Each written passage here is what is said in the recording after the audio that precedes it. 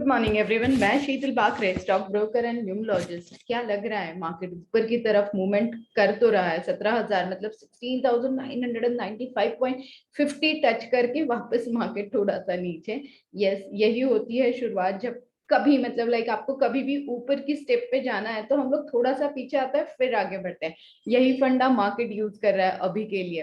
काफी सारी fundamental news है और सबसे मतलब लाइक बहुत ज्यादा मार्केट जब बढ़ जाता है तो काफी सारी निगेटिव और पॉजिटिव फ्लोज का फंडा भी बढ़ जाता है। फंडामेंटल्स बहुत मैटर करते हैं, वो तो आपको पता है, क्योंकि मैं ज्यादातर फोकस करती हूँ फंडामेंटल्स पे और इस हिसाब से ही स्टॉक में ट्रेडिंग करती हूँ।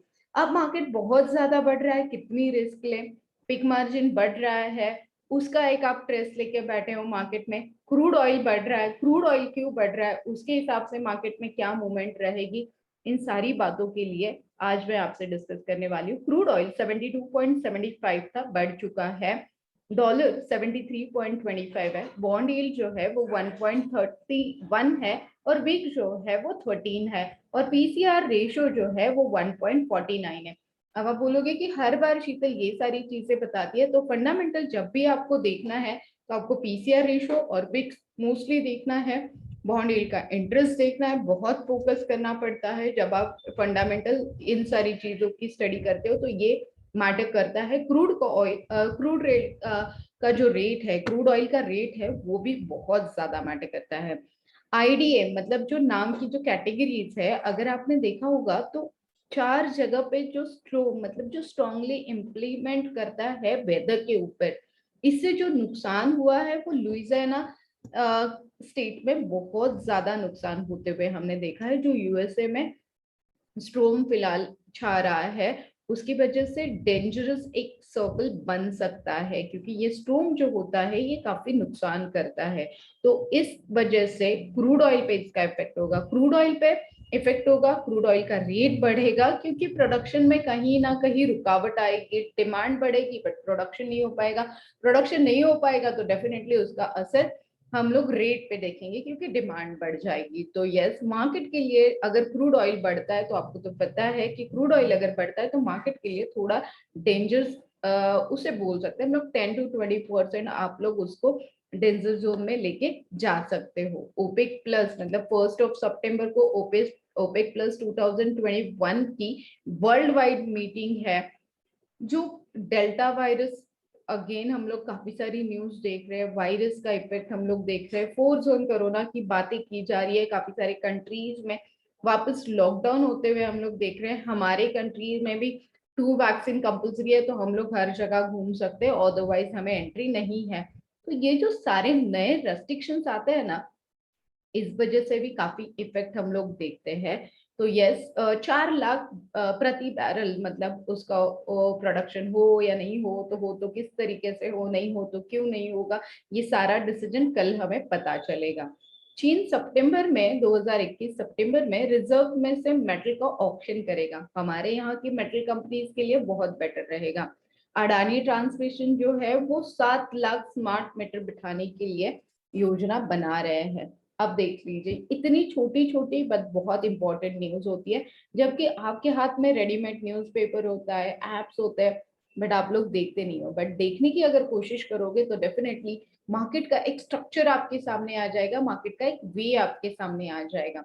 अब मार्केट में कितनी रिस्क ले, सबसे मोस्ट इंपॉर्टेंट पार्ट अभी के लिए हो गया है कि मार्केट में कितनी रिस्क लेनी चाहिए। मार्केट में अगर रिस्क ले तो उसका कितना रिटर्न या फिर कितना नुकसान हो सकता है, ये सबसे भारी सवाल आप लोगों ने मुझे पूछा है। तो यस, रिस्क लोगे मतलब जोखिम नहीं तो पैसा नहीं, ये तो स्लोगन हम लोग हमेशा ही सुनते हैं, बट ऐसे वाले मार्केट पे आपको अभी जो रिस्क लेनी है वो छोटे से प्रीमियम आप लोगों को खरीदना है, आपको फ्यूचर्स नहीं खरीदना है या फिर वन साइड आपको नहीं खड़ा होना है, आपको छोटे छोटे प्रीमियम्स खरीदने हैं। क्योंकि मार्केट ऑल टाइम जब हाई पे जाता है तो कहीं ना कहीं प्रॉफिट बुकिंग का प्रेशर तो बना हुआ ही रहता है। ये तो हम लोग जो जितने सारे ट्रेडर है आप सबको पता है कि मार्केट में प्रेशर बना हुआ रहता है। तो रिस्क लेने के लिए बहुत सिंपल एग्जांपल मैं आज दूंगी।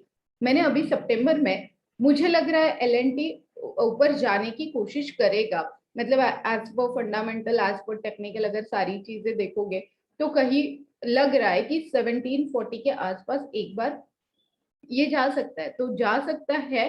तो मैं अगर फ्यूचर खरीदूंगी तो डेफिनेटली मुझे मार्जिन के हिसाब से रिस्क ज्यादा लेनी पड़ेगी। तो मैंने यहाँ पे एक सिंपल छोटी सी इन्वेस्टमेंट की है। मैंने इन्वेस्टमेंट की है 10,350 रुपए की, और अभी के लिए मुझे प्रॉफिट है 1380 रुपीज का। अगर मैं चाहूँ तो मैं इससे प्रॉफिट लेके निकल सकती हूँ, क्योंकि 10,000 में मुझे 2,000 भी मिलते हैं। तो आपको तो पता है, मतलब 20% profit in a single day. ये कैलकुलेशन जब आपके दिमाग में बैठेंगे कि मैंने कम इन्वेस्टमेंट की है और मुझे ज्यादा प्रॉफिट हो रहा है, क्योंकि आप अगर इन्वेस्टमेंट ज्यादा करोगे, जैसे 2 लाख रुपए करोगे तो 20,000 का प्रॉफिट हो गया। अब मैंने यहाँ पे 10,000 ही इन्वेस्टमेंट किया, 10,000 में कोई 20% मुझे सिंगल डे में नहीं देगा।